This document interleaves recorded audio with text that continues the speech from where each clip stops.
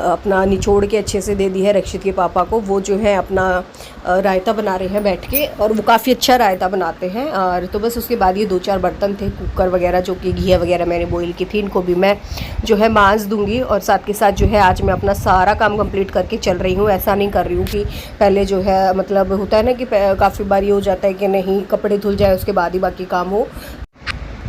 तो जी बस बर्तन वगैरह मेरे धुल गए थे, 2-4 ही थे, बाकी के तो बर्तन चाय वगैरह के मैंने साथ साथ ही धुल दिए थे आज। बाकी का काम का बटन जो है मैंने अपने ऊपर बढ़ने नहीं दिया कि मैं बर्तन सारे चाय इकट्ठे धुलूँगी या फिर मतलब सिंक वगैरह सारी भर जाएगी, फिर जो है थोड़ा सा एक्स्ट्रा टाइम जो है लग जाता है काम वाम करने में। तो उसी के साथ मैंने वो अपनी सिंक वगैरह अच्छे से मांज धुल दी थी। और यहाँ पर जो है मैं आटा लगाने लग गई थी। तो आटा भी मेरा जो है ख़त्म हो गया था, ये लास्ट बार का बचा हुआ था, यानी कि सिर्फ इतना सा। और ये था कि इस सुबह का काम जो है हमारा आराम से चल गया था आटे में। तो उसके बाद यहाँ पर जो है मैं बारीक बिल्कुल प्याज कट कर रही थी अपने हिसाब से। जितने बारीक मैं प्याज कट कर सकती थी ना उतने बारीक प्याज मैंने आज कट किए हैं। और इससे ज़्यादा बारीक प्याज जो है मुझसे कट नहीं हो रहे हैं, मतलब चाहे मैं कितनी भी कोशिश कर लूँ प्याज जो है मेरे से बारीक नहीं कट पाते हैं। तो उसके साथ प्याज मैंने कट किए 3 से 4 छोटे छोटे से। और सब्जी भी जो है मेरी लगभग सारी ही ख़त्म हो गई है। 2 प्याज और बचे होंगे, आलू वालू सब ख़त्म है, और 2 टमाटर बचे हुए हैं। और ये कह लीजिए कि बस काफ़ी दिन हो गए मुझे सब्ज़ी लाए हुए भी। मैं लाई थी तब मैंने शायद ब्लॉग में दिखाया भी था कि मैं उस दिन सब्ज़ी लाई हूँ, और उसके बाद से मैं सब्ज़ी नहीं लेके आई हूँ। तकरीबन ये कह लीजिए कि हफ़्ता या 10 दिन हो गए होंगे सब्ज़ी वगैरह घर में आए हुए। तो उसमें मैंने जो है प्याज में बेसिक से मसाले ऐड किए हैं, नमक डाला है, और ये हल्दी डाली है, थोड़ी सी लाल मिर्ची पाउडर डाला है, और धनिया पाउडर डाला है, अजवाइन डाली है, जीरा डाला है। इस प्रकार से कुछ यानी कि मसाले ऐड किए हैं। और एक रोटी जो है सबसे पहले गाय की बनाई है, उसके बाद जो है अपना ये प्याज का पराठा मैं बना रही हूँ। और प्याज का पराठा देखिए मेरा कितना अच्छा यानी कि पूरा बना है, बिल्कुल भी कहीं से फटा नहीं है, और प्याज भी कहीं से बाहर नहीं निकल रहा है। और मतलब चाहे मैं बड़े प्याज कट कर लूँ या छोटे कर लूँ, मतलब पराठे जो है मेरे काफ़ी अच्छे जो है बन जाते हैं। तो उसके बाद यहाँ पर मैं पराठे बनाने लग गई थी। फिर रक्षित आया, बोल रहा मम्मा मुझे खाना कब दोगी, मम्मा मुझे खाना कब दोगी। तो उसको जो है भूख लगी आई थी। फिर मुझे यहाँ पर ये था कि मैं रक्षित के लिए पहले एक जो है ट्रायंगल वाला पराठा बना देती हूँ ताकि वो अच्छे से खा लेगा, क्योंकि वो जो है प्याज का पराठा वगैरह नहीं बनाता है। तो मैंने एक पराठा रक्षित के पापा को सर्व किया है, और एक पराठा जो है मैं रक्षित को दे दूँगी। और चटनी बची हुई थी कल वाली, यानी कि जो हमने कचरी की बनाई थी, तो रक्षित जो है उसी से और दही से खा लेगा, क्योंकि वो चटनी वगैरह काफ़ी खुश होकर खा लेता है। तो बस यहाँ पर जो है उसके लिए एक पराठा बनाई थी, और यूज़ कर रही थी मैं यहाँ पर गाय का घी। तो बस उसके बाद खाना वाना हम लोगों ने खा लिया था। रक्षित भी जो है अपना खाना वाना खा के नहा धुल के बैठा हुआ था। और मैं फिर जो है लास्ट काम मेरा यहाँ पर रहता था पोछा लगाना।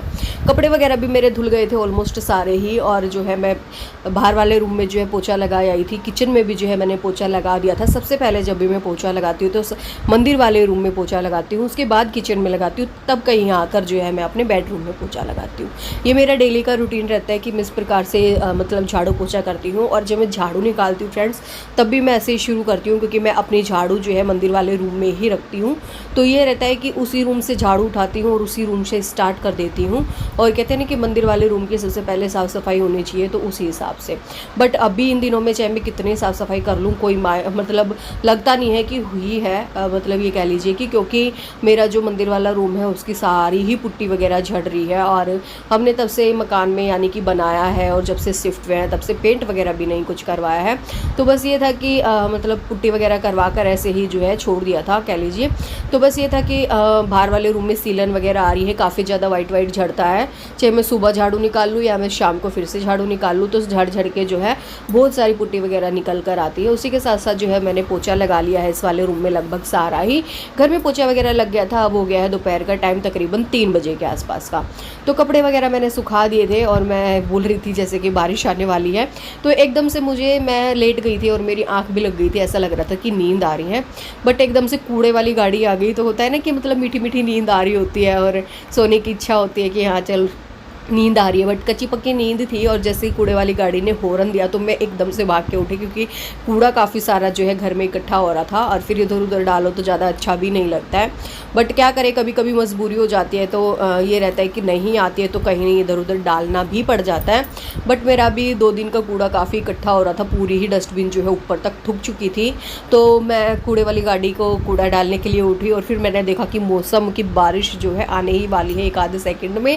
तो मैं फटाफट फटाफट से आई ऊपर और सारे ही कपड़े उतारने लग गई। तो मुझे ये लगा कि जितने कपड़ों की तय मैं बना सकती हूँ ऊपर उतनों की बना लूँ, और बारिश आने लग जाएगी जैसे ही उतार के फटाफट नीचे भाग जाऊँगी।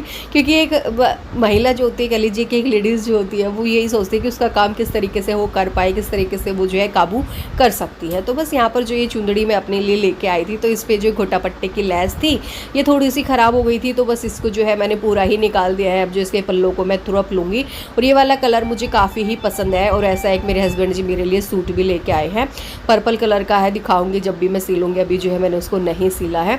तो बस यहाँ पर जो है, और मतलब वो ग्लास कॉटन का है, वैसे कोई और कपड़ा नहीं है, क्योंकि उनको ग्लास कॉटन के ही कपड़े ज़्यादातर पसंद आते हैं, यानी कि सूट वगैरह। तो वही वो लेके आए थे, और कुछ कपड़े जो है मेरे गीले भी थे, तो उनको जो है मैं अलग इकट्ठा कर रही हूँ। और जो मतलब मुझे जो आयरन करने थे, प्रेस करने थे, वो कपड़े जो है मैं थोड़ा अलग इकट्ठा कर रही हूँ। क्योंकि और जो मुझे लग रहा था कि नहीं मैं तय ऊपर बना लेती हूँ, तो उस तरीके से जो है मैंने तय बनाई है। और आप यकीन नहीं मानेंगे कि आज जो है मैंने 3 बेडशीट धुली हैं, और एक तो प्रेस वाली बेडशीट धुली है, और 2 बेड की बेडशीट थी, और एक जो है ब्लैंकेट जो हम लोग ओढ़ते हैं एसी में, वो वाला ब्लैंकेट जो है वो भी धुला है। तो काफ़ी सारे कपड़े हो गए थे आज मेरे। और ये कह लीजिए कि रक्षित का बैग भी धुला था, तो एक राउंड में बेडशीट वगैरह और रक्षित का बैग ही आ पाया था। क्योंकि मैंने इस बार जो है खुले खुले कपड़े धुले थे, क्योंकि मुझे लग रहा था कि 3 राउंड तो मेरे वैसे भी जो है मशीन में लगने ही हैं। तो जब 3 राउंड लगने ही हैं तो क्यों कपड़े ज़्यादा, मतलब होता है ना कि क्यों ज़्यादा ठोक ठोक के मशीन को भरना या फिर चलाना। तो मैंने जो है थोड़ा सा गैप रख रख कर ही जो है कपड़े धुले हैं, यानी कि कह लीजिए कि काफ़ी कम लोड में आज मैंने कपड़े धुले हैं, लोड थोड़ा कम डाला था मशीन में। तो बस यहाँ पर ये वाले कपड़े मैं उतार रही थी, और जो मतलब ज़्यादा हैवी कपड़े थे, यानी कि जो ज़्यादा भारी भारी से कपड़े थे, वो रह गए हैं बिना सूखे हुए, उनको जो है नीचे रूम में ले जाकर जो है मैं डाल दूँगी, और बाकी के कपड़ों की तय बना लूँगी। और जो लग रहा है कि आयरन से होता है ना, कभी कभी बिल्कुल हल्के हल्के से फरले से होते हैं, और प्रेस से कर दो तो थोड़ा ठीक मतलब हो जाते हैं, उनको जो है प्रेस कर दूँगी नीचे जाके। बट अभी नहीं करूँगी, शाम को करूँगी 5 बजे के आसपास। अभी जो है इन कपड़ों को ले जाकर ऐसे ही रख दूँगी, क्योंकि रहता है ना कि देखो 1-2 घंटा दिन में अपने लिए रेस्ट के लिए भी निकलना चाहिए। तो बस मेरा भी यही रहता है कि 1 बजे से लेकर 3 से 4 बजे तक जो है रेस्ट हो जाए, या फिर कह लो टीवी देखना है टीवी देख लो, या फिर जो भी करना है अपने लिए पर्सनल टाइम वो इतना होना चाहिए। तो बस उसके बाद ही जो है 4 बजे के बाद से मैं अपने रूटीन पे लगती हूँ। रक्षित को दूध वगैरह पिलाना और चाय वगैरह पीनी, अगर हम लोगों को पीनी होती है तो शाम के टाइम पे। वैसे तो स्किप कर देते हैं, कोई ज़रूरी नहीं रहता कि चाय वगैरह हम पिए।